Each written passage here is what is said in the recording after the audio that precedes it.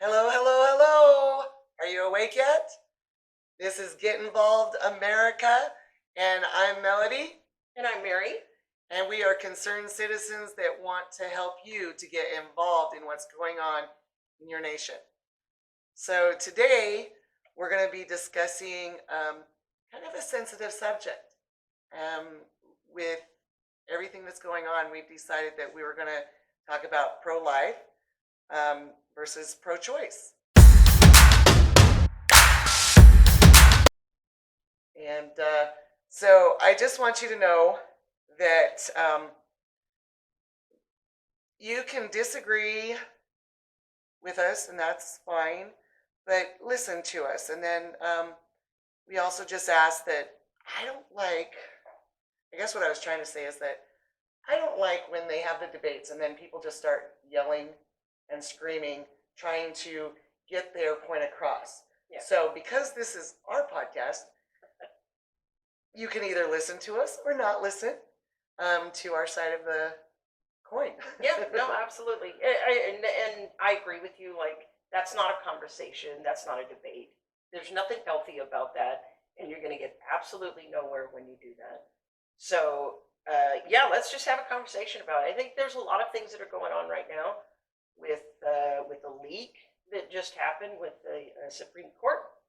And there's a lot of conversations that are going on right now, which is fantastic. Yes, it is. And one of the things about the leak, well, last week some people had told me that we were a little vague on things, and they don't keep up on those things. So I was like, okay, so this week I think we're not going to be quite as vague, thinking that everybody knows everything that we're listening to, or if you're only listening to one side of media, you might not be getting certain things. So with the Supreme Court leak, that was a big deal. And you know that why it was out there, or we think why it would be out there, is to get the Democrats' base going again. I mean, look at what has happened. Yeah, it's voting season. Here we go again. So, cue the riots. Cue everybody getting upset about different things. Personally, I do think that that's why this was leaked, so we can get all of that going again, and possibly even try to get one of the judges to maybe change their mind, intimidate them, because we've seen a lot of people out at their homes, trying to intimidate them, and really what's so bothersome for me anyway, with this is I think a lot of people don't understand what it means if we overturn Roe versus Wade. It does not mean you cannot have an abortion. Personally, I wish that it did. I wish we can do that.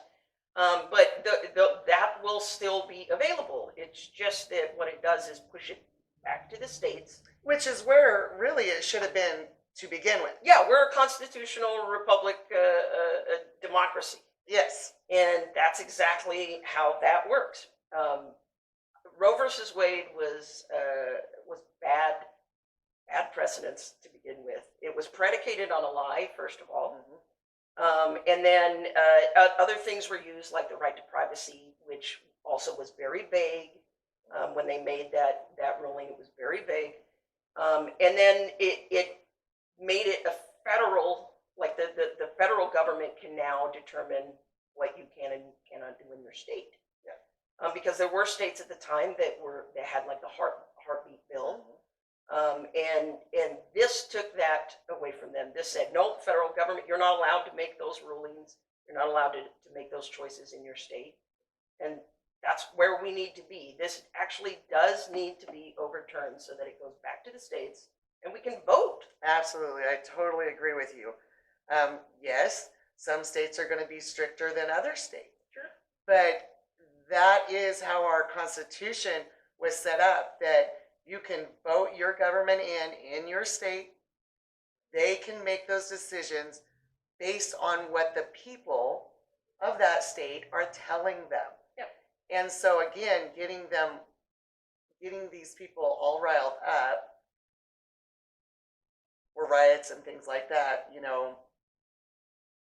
is frustrating, because it really should, the lie is that, oh, we're going to ban abortion. Well, no, it's just going to go back to the states. And yes, you're going to have more conservative states, more liberal states.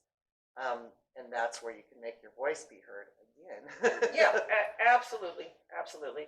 And you know, the other thing is it, at the same time that they're doing these riots, they're going out trying to intimidate people and out in the streets and everything. And one of the things that they keep shouting is, you know, this is you know, this is going to cause problems with our democracy. No, democracy is literally when the people get to vote for it. Exactly. This actually puts it back into that category. And now we can decide whether or not we want to have abortion in our state, in the state that you live in. Mm-hmm. Yeah. That's actually democracy. That's Yes. the literal definition of that. And that's how it's supposed to work. Exactly. Exactly. So I'm going to switch this just a little bit because I just want, both of us are definitely pro-life. And in a conversation like this, I just want people to know there's no condemnation. We understand, both of us understand personally how a choice like that could be something to make a decision over life. Well, Yeah. I think that's one. I didn't mean to interrupt. No, but you're good. I think You're that's good. one of the things that people believe about someone who's pro-life. They believe that means that you know, they're first of all they must be Christians, which isn't true. You don't have to be a Christian to understand the value of life, or to want to to live in a moral society where we have right and wrong. You don't have to be a Christian for that. But yes, there are a lot of Christians. If you're a Christian, then you should be pro-life. If you're not, you're fooling yourself. But no, there is not that condemnation of you made a mistake or you did something. But that's not the majority of the abortions that are happening. Also, so that's a whole other subject there. But that is not what the core of all of this is. The core of pro-life is that we understand that life has value. Mhm. That's it. Yes. Yes. And We just don't want you killing babies Yeah. because we see the value in that life. yes.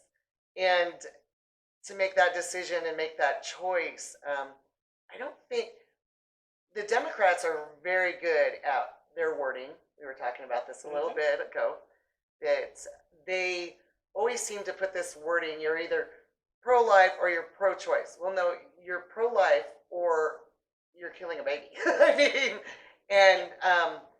and we can disagree when that happens inside. But I was reading up on it a little bit, and the heartbeat, once conception starts, the heartbeat actually is 18 days. That's incredible. Yeah. That is incredible. And then at 8 weeks, all systems are in place. Everything that baby needs is in place. Now it grows, and it gets better and better as the baby grows. But to think about the heartbeat, 18 days, and then at 8 weeks, all the systems are in place. That is incredible. Yeah, it is. And talking about speaking of the language that is used, they say it's a clump of cells. Well, I'm a clump of cells. You're a clump of cells. I mean, we're all a clump of cells. Right? That doesn't take away from the fact that that's a baby, that's a life that's happening. I mean, you just said it right there. Like, it has its own set of everything that makes it human. Right. At that point. Right. You're right. We can argue about when does life start, when does that begin, and so forth. I would say at conception. But that's a whole other debate that we can have, and that's the point of this whole thing with overturning Roe versus Wade. It brings it down to the states. We can now have conversations about it. Right. We can now determine, what we as a society in your state, what we are going to determine is moral, what we want to live with, and that's where it needs to be. So there should be no reason for this to be overturned. It's Yeah. still going to allow these people to have their abortions, whoever wants to have their abortions. It might make it a little bit harder for you, Mhm. but it should be. Yes. It should be harder. Absolutely. Absolutely should be harder. Yeah, I was listening to um, all these companies that are like putting it out already that, oh, if it's too hard in your state, we'll pay you X amount to do the travel and help you along the way. It's like, why don't we take that money and help people that are having babies? That, families that are needing to adopt, families that want to foster, families that, there's so many areas that it's like, but you're fighting so hard for a choice that actually does kill a baby. That makes me sad. Yeah, no, me too. But what you just said there, so you're saying there's other options to just killing your baby than just having an abortion. There is. Yeah, there is. absolutely is. I was a young mom. I got pregnant out of wedlock, and I honestly thought it was the end of the world. I goofed up. I'm single. His family was saying, you guys are young. You should just get rid of the baby. You should abort it. And I was like, that's not a choice for me. That is not. I struggled with it, like thinking that this was the end of my world. And, but I knew I was going to have my daughter. I knew I was going to have my daughter. And I was young and it was hard. It was not easy. I won't say that it was an easy decision, but it was the best decision for me. I was a single mom and we struggled, and my life would have been way different. I was in college. My life would have been way different, but I can't say that it would have been better. Yeah. I cannot say it would have been better. My daughter is awesome. I'm going to brag on her. She's probably blushing right now, but she is an RN. She was part of the COVID unit she was actually a lead nurse in her COVID unit. So she helped a lot of people, and she still does, but if she wasn't here, what a sad place this would be. And anybody that knows her knows she's pretty awesome. So I'm pretty proud of her, and I'm grateful that I made that choice. I am grateful that I made that choice to have her, even though I was young, and it was an accident, and she was the best accident that I could have ever had. Yeah. So you're getting emotional. I know. I was like, knew this was going to happen. I knew this was going to be an emotional one. But it's not an easy choice. No, it's not. I mean, we have similar stories, the two of us. I'm not going to cry. I'm going to try not to cry. No, I too, I was 21 and I was pregnant and not married. And, you have to make a decision. You are faced with a decision. Now, you're faced with a decision based on a natural consequence that occurred when you made a choice. The choice happened before that. I never take that away from what happened. It didn't happen to me. Right. I did this. And I made the choice, the same choice. Like there was no way. I didn't even think about abortion, first of all, but for like 1 second, I had a discussion with my son's father about adoption, but not for me. I mean, I wasn't a 15-year-old woman that found herself in this position. I was almost 22, and for me, I was like, no, I need to face this, and like you said, I mean, it's hard. It's hard being a parent. It's even more hard being a single parent. But by far the best decision I've ever made in my entire life. Right. I mean, I can't for a second even imagine my life without my son. It's just, my life would have been different, but no, it would not have been better. Like, it would not have been better. I know that for a fact because he's in my life and he's the greatest joy that I've ever had. And here we go with the right. with the tears. I think life isn't meant to be easy, though. That's the thing.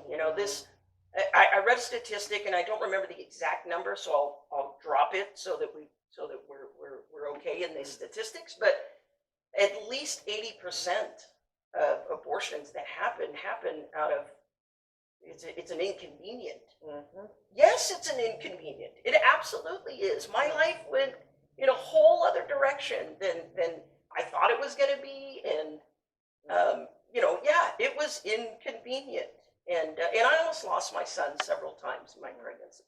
So it was a really hard pregnancy too, aside from what happens after the baby's born. And you Right. have to take care of them. It's an inconvenience for sure. Life is not meant to be without inconveniences or without natural consequences, which is what that is. Pregnancy is a natural consequence. If you don't want to get pregnant, there's a really easy thing you can do to avoid it. Well, and you and I had talked about that before. It's like, okay, you also have a choice to have sex or not have sex. You have a choice to have contraception or not have contraception. Mhm. So there are choices that you can make before you even get to this point. Not everybody gets that choice. Sure, no, those but are different circumstances. Those are different circumstances, but that's even a smaller percent. So they want. I think it's less than 2% or somewhere Yeah, around there, about 2%. Yeah, it's like I don't have the exact, but I know it's less than 2. I know it's less than 2 that the circumstances are not. But again, I would have to say, my family, I have to be really careful because it's not my total story to tell, but it is a part of my story. My family had something happen, and I would not be here today. My sister would not be here today. My daughter, my son, and my granddaughter would not be here today, nor would my sister, her daughter, her 2 sons Generations and generations. be here today. If at the time that everything happened, that it was legal. At that time, it could have been a different story for my family life. So when people use that as the excuse or the reason why, it's like I can back that one up too, because I wouldn't be here. And I'm thankful that I am. And I know my husband's thankful that I am. I know that other family members are thankful that my sister and I are I'm here. thankful you're here. Yeah, right. So, if that was an option at that time, that could have been a different story. That people would have missed out on a whole set of family that they would have never known and never been a part of. And so that's a big deal.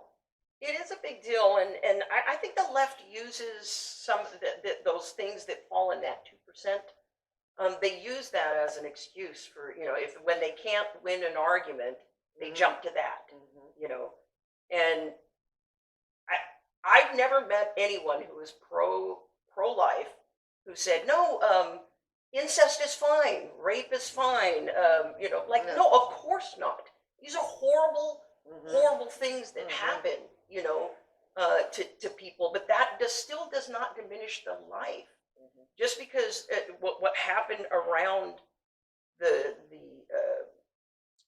what caused the birth to happen does not diminish the life of that baby at all. No, absolutely not. Yeah. So that's another thing that the wording again with having a choice. Well, to start, most of us do have that choice, whether we are going to have sex, whether we are going to use protection. Every once in a while, things don't happen. Yeah, well, again, that's the natural consequence. Like the Right. Republicans didn't make that, by the way. Like that's Right. like you don't use contraceptive, have sex, and then still get pregnant, and then blame it on a Republican or something. Right. That's not what happened there. Right. Like there are consequences to sex. This is how we reproduce. This is how we survive as as a human race. Right. That's not a consequence that any of us just created because we wanted that to be upon Right. humans. That's just the consequence. So yeah, you have to ask yourself when you're in those positions of, okay, I'm going to have sex right now, Mhm. out of wedlock or out of, a committed relationship, whatever it is. Yeah, it could happen Yeah. regardless. Yeah. You can be on the pill, you can be using contraceptives. It can still happen. Yep. That's the consequence, and that's what you need to Mhm. weigh when you make those decisions. That's right. That's right. Um, the other wording they're using right now is healthcare. I'm like, This no, one kills me. I mean, really. I know. I know. I'm like, how can you frame it as women's health care? I'm not sure how you can even frame it as women's health care. No, you can't. You can't. Because then they go back to the hangers and whatnot. So it's like, no, no, no. That's not what this is saying. It's saying that some states are going to, tighten up the restrictions and others are going to be more loose. That does not mean that this is women's health care. Yeah. Women's health care would be still using protection. That would be, to me, more healthcare related Sure. than saying your choice. Yeah, and they use that too. That's a little bit of that 2% also, where they say, well, what if it's the health of the mother?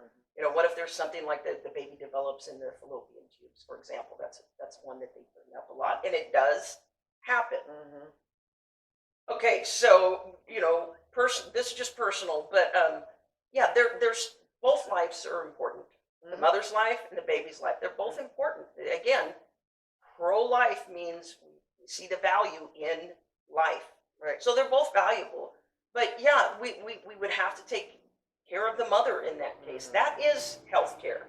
That would be part of health care. Yep. That yes, we don't want the mother to die, Right. if that's what's going to happen. Right. And again, I don't know a personal pro-life person who would disagree with that. Right.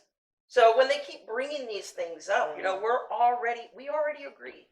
We Right. already agree that those things are bad. Right. We don't want them. And that number goes back to that less than 2%. Yeah. It goes back to that less than 2%. But you're right. We wouldn't want to juggle this decision over a mom over a baby, but you would, You have to sometimes. yeah, there is. It's like, well, if we're going to lose the life of the mom, well, then we might have to take care of something. But again, it goes back to that less than 2%. Mhm. Most of them are because I wasn't ready, because I was, Over 80%. yes. It's it much is. higher than that, but I It don't is. recall the actual Yes. number. So it's Uh, over 80%. Well, one of the things I was reading yesterday as I was doing research is that your chances of breast cancer increases. So, and this is a crazy stat that I seen yesterday why aren't we talking about this? So, if you're of a certain age and you've had one, you have 50% more chance of having breast cancer. Wow. If you are of a certain age and you have more than one, it's 100%. Wow. See, this is something I wasn't even aware of. I didn't either when I was doing research yesterday. It's like That's crazy. I never heard that stat before, and so as I was reading these stats. Why aren't they talking about that healthcare then? If you're wanting to say pro-choice is about your woman's healthcare, well, let's talk about this. I mean, that's women's healthcare right there. Absolutely. What that's saying is you have a 50 to 100% chance of getting breast cancer if you've already had an abortion. I think it's something that you need to think about. Yeah. Definitely. That's a conversation to be had for sure. Yeah, and then the other thing that healthcare is, I think this is a big part of healthcare, is 94% of the women that have abortions regret that decision.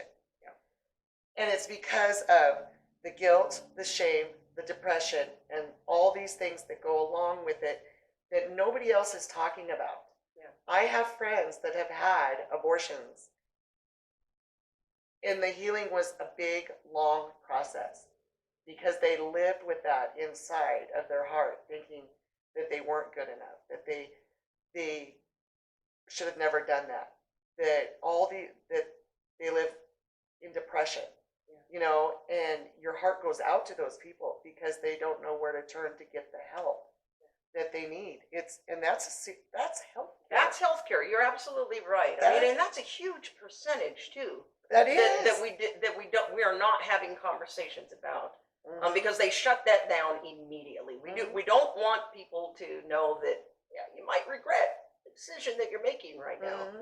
And I mean, personally, I think that happens because it's instinctual. As women, it's instinctual. Like it or not, I mean, we do have roles, men and women, and it's instinctual to protect that child, to protect that baby. You're feeling that baby. I mean, we've both been pregnant before. We know what that feels like. Yeah. Yeah, no, I think that's a serious thing that we need to be having conversations about. And quite frankly, I think if it is overturned, that we will be having more of these conversations because it will bring it down to the state levels. We'll be forced into having to talk about it and figure out what we're going to do as a community. Right. Absolutely. So those are things that I've learned just in the last couple of days that I've been doing studies on it more, not just as a personal level, but also looking at stats. But you're absolutely right. This is a conversation instead of bullying people, saying you're wrong, you're right, whatever. Having these conversations are important. Yeah. Because there's a whole group of women that are being lied to. And they don't understand, and maybe some of them do understand, I've seen, you know, but some of them don't necessarily understand how they're being lied to, by the conversations that aren't being brought up, that should be brought up. Yeah. You know, they're taking them down one side of it without showing another side to it. And I hope that women can be more open about this, and it affects men too. I'm not saying that it doesn't. No, it does. It affects men too. It just happens to affect a woman more because you're the one that's going to make the decision, usually whether you're going to raise this baby or not. So sure, that it does. But she didn't make that baby by herself. No, she didn't. It absolutely affects the men too. And you know, the thing also when to bring up the whole women thing, like, you know, the left will say, well, you're a guy, you're a man, you're not allowed to even have this conversation. That's ridiculous. Like, I don't play basketball, but can we have a conversation about basketball? I disagree with murder. Can we have a conversation? I've never murdered anyone. I've never been murdered, obviously. You know, like, why can't we, why is that just, that makes no sense to me at all. No. Especially because the man is involved. That's their baby. Like it or not. Yep, like absolutely. And even beyond that is that half of pro-life people are women, and the other half, guess what? It's men. They're men. That's men. right. So yeah, but right. We need to be having these conversations more. And you're right about. I think a lot of people, not just women, but an entire generation has been lied to about this. A lot of people of that, you know, I think this happened in like 1972 or somewhere around there, the Roe versus Wade. Yeah, I can't remember if it's 67 or 72, but somewhere in there. So yeah. An entire generation of people have grown up with that. And actually Jane Roe, that's a pseudonym, I can't think of her name right off the top of my head, but she didn't even have an abortion. Like, that never happened. So a lot of times when you speak to especially the younger generation who've grown up in that, and you just talk about the facts, you know, like that, they don't even know. Like it turns out they don't even know. And then when you talk about like the development of the baby, because they'll say, well, I would never have an abortion, but I think that a woman ought to have that choice. And then you explain kind of really what that means. You know, like you were saying about the heartbeat and the nervous system and everything like that that's already created. They have their own everything as their individual human being. They don't know that. A lot of times they don't know that because they've been lied to. And the same thing with what it takes to have an abortion. Like, what does that mean? And when they're faced with the actual facts of how horrific that is, oftentimes they will turn around and say, I'm going to have to think about this, or I've changed my mind. I don't think this should be allowed. And that's, again, why we need to be having these conversations. Absolutely. Because, Absolutely. again, just people, sometimes they don't know. Yeah. Yep, that's true. That's true. I have another. I'm just going to throw this little quote in here because I just love it, and I don't know where in our conversation I wanted to throw it, so I'm just Go going for to it. throw it in there. But when did your right to choose become more important than a baby's right to life? I mean, if you think about that, you really think about that, I think that could change a lot of people's minds because we have choices. We going back to the choices of, whether we do, whether we don't, on this having sex or not, whether we use protection or not. It's like, when did your choice become more important than a baby's right to life? Because that's really what it is. It's a baby. It is a baby. And you are ending a baby's life before it even gets a chance to make it out there in the world. And you don't know what that person may become. You don't know if that's our next president. You don't know if, who that baby is going to become and whose lives it's going to affect. You don't know. And where so many people are wanting to adopt and their foster care, and it's like there's foster families that love these kids. There's so many places that are wanting to help people, or that can't have babies. There's a lot of people that can't have babies. So if that's an option, it's a viable option to actually think about a life for this little human that is inside and growing. Well, they use that sometimes. I've heard the argument plenty of times where they say those things like, well, the child's just going to grow up in foster care or whatever. What kind of a life is that? Or they're going to grow up in a single parent household, and what sort of life is that? That's irrelevant as far as I'm concerned. It is irrelevant. My parents grew up extremely poor in Mexico. Well, my mother for sure. Did that make her life less valuable? Right. Like, should we have just gotten rid of these people just because they're poor or because they grew up in foster care? Or, none of that really matters, really, because again, it's about life. It's about the value of life. Yeah. And Absolutely. and life is, again, it's not perfect. No. It's not meant to be perfect. No. And yeah, some of us are going to live better lives than other people. We're going to, by that I mean have nicer things or have more opportunities or whatever. But that doesn't make that life less than Right. than someone else. That's Exactly. just a ridiculous Yeah. concept. That's a selfish concept. Yeah. And I don't really want to live in a society where we are that selfish, where, what you said is your right to choose means that we can just kill another life. Like, I don't want to live in that society. I don't. I've lived in it long enough, and I really do think that this needs to be overturned. I do think that it will be overturned. I'm calling that. I think that it will be. If not this time around, it definitely will. I think you and I are going to see that in our lifetime. Yes. We're going to see this overturned, Yes. and I'm grateful for that. Yes, I am grateful for that too. I had one other thing I wanted. So, if you are someone that is struggling with this, I mean, I don't know who's going to be listening. I don't know who our listeners are yet. But if you are someone that is struggling with this, there are helplines besides Planned Parenthood. There are other places. There are Christian organizations all across America. In fact, one of the pro-life organizations is called Pro-Life Across America. They have free counseling. You pick up the phone, look it up on the internet. There's people that can help. There are avenues that you can go that they can help you and direct you into a decision.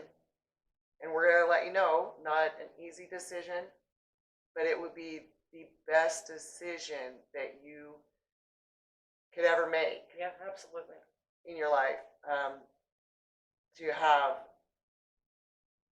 a life that you gave birth to, whether you go one of the avenues that we were talking about. But there's help out there. There is. You're not alone. And people make these decisions, and I hope that you choose life.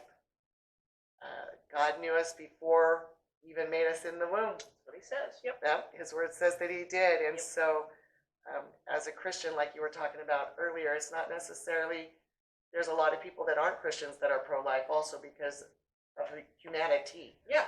But if you are a Christian and you're not pro-life, I think you really need to pray. That's a problem. Yeah, that's a problem. I really think you need to take it to God, because he's definitely pro-life. He's pro you, he's pro me, he's pro-life. And so I think you need to pray about it. Again, no condemnation. I'm just saying this is a stand that we need to make. We're conservatives. We've talked about this before. And we're talking about the primaries coming up. I was just putting a note here. Look for leaders who are pro-life. Vote for pro-life. Yeah, and reach out to the current people who are making decisions right now. I mean, yes, we have elections coming up, and obviously coming right up, and then we have the November elections as well, and then 2 years, or Yep. yeah, 2 years from now, Yep. we'll have another election. But you don't have to wait for all of that in order to get involved. You can reach out to our leaders that are currently in office and put the pressure on them. I mean, Absolutely. that's their job. Their job is to represent their constituents, and that's who we are. So you need to do that as well. But kind of going back to like we do. This is the conversation that I want to have. I really don't want to keep talking about abortion. What I want to do is have the conversation about people who find themselves in situations, and they need that arm around them. They need that help. Oh, and yeah. that's what we do about pro-life people. That is what we want to do. We care about that life. We care about the baby's life. We care about the mother's life as well.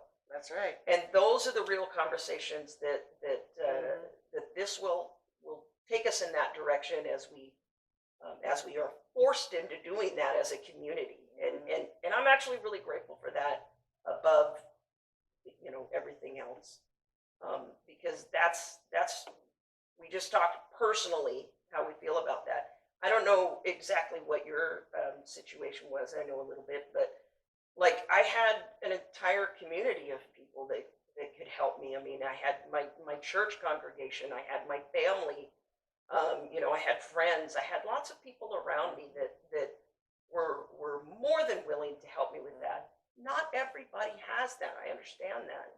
That's why we want to be able to have these conversations. So exactly. we can help more. But there are programs. So Plenty once you of them. start plugging in, doing some research, there's programs that will help moms even further than that. It's like I was very blessed. I had a mom, a dad, a grandma who was amazing. That's why my daughter's a nurse today, because my grandma was a nurse, and pretty sure that's why she's a nurse.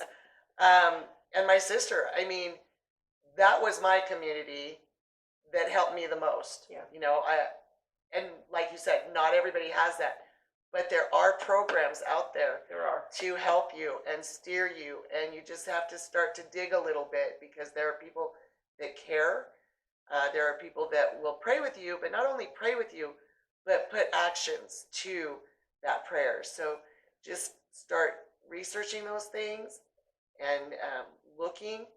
And if you're somebody that wants to get involved in this, if your heart is going, I need to help these places because my heart goes out to these young women, start researching that way because they're always understaffed. We always need volunteers. Yes, they always need volunteers. You know, I hear it from people all the time. Well, I don't know where to volunteer, or I don't know what to do, or this or that, using these excuses. Hey, there's places. You just have to research, do a little research. Everybody needs the help. Every place that has volunteers are always short-staffed. Yeah. So they need you. If your heart is tugging at you, start looking up these places that you can help these young women. I would encourage you to do that. Yeah, absolutely, absolutely. And even if you don't, like if you go online and you're like, I just don't know what I'm looking for or anything like that, ask anyone. Like ask anyone around you. Someone else would be willing to help you even with that, to look and find places for you to be able to receive help. So Absolutely. you just have to be able to reach out. Yep. And don't feel ashamed or anything No. about that. I mean, No. everybody wants to help. We want to help. Yes. Well, everybody has a backstory, so you don't have to feel like you're the only one that has goofed Certainly up, or you're the only one that this has ever happened to.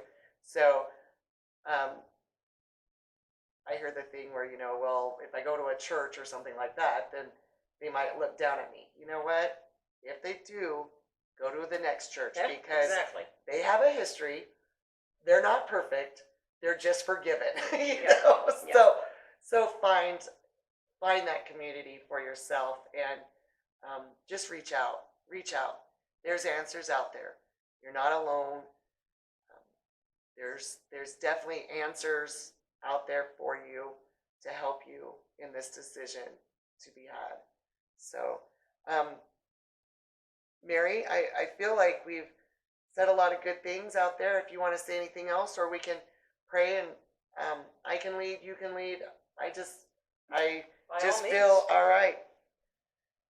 Lord, we just ask that if there's a person, a woman out there that has come into a situation like this, Lord, and she's needing direction, Lord, I would ask that you would speak to her. I would ask that you would send help right now, Jesus. That you would send angels around about her to help her, to guide her, to be with her, Lord. We just thank you for that life. Lord, there is no coincidences in you, and there are no accidents. So I would just ask that you would be with her. You would give her courage to do the right thing, and that there would be no condemnation, no guilt. If anybody has already done that, had an abortion, Lord, I would just ask that you would give them your forgiveness, heal their hearts, Jesus, and let them move forward knowing that you love them, you made them, and you will direct them. In Jesus' name, amen. Very All well right. said. Thank you. Yeah, all right. So get involved, America. We would love to see your comments. I'm learning stuff, so this is going to be a learning process for Mary and myself. And we will see you next week. Get involved, America, and have a great week.